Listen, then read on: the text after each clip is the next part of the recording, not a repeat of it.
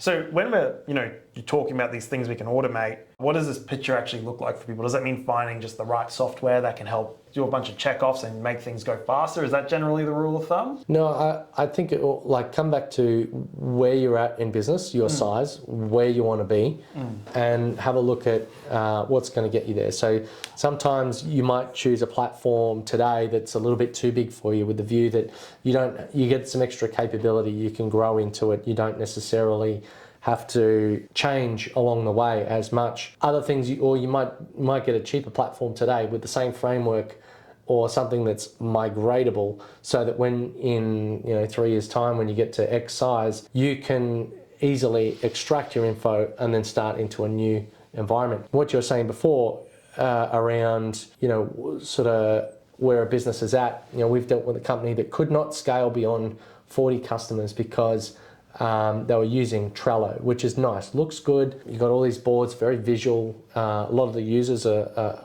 sort of quite happy with it. But we took them to Zoho Project because, it doesn't look as nice. It's a little bit clunkier. They kind of said, oh, well, I have to change the way I'm doing things here, or I have to do this extra one step here. But just the sheer visibility on all of the projects that are live, which ones are billable, what status they're at, being able to move them forward, run reports, because at a certain stage you have to run your business on reports.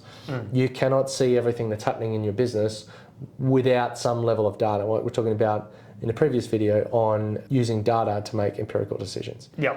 So sometimes the system needs to be a little less elegant, but more data heavy to be able to make the right decisions that end up ultimately costing you a lot of money. Staff time, customer relationships, etc. Yeah.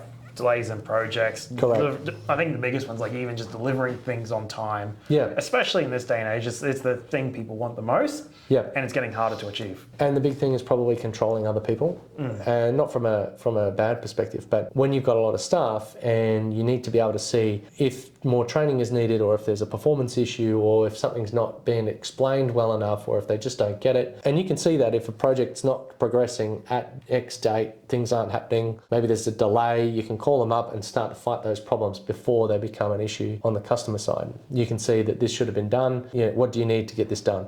Yep. What's holding you back? Whereas in some of these point solutions, you don't have that management function. You don't have that visibility and control.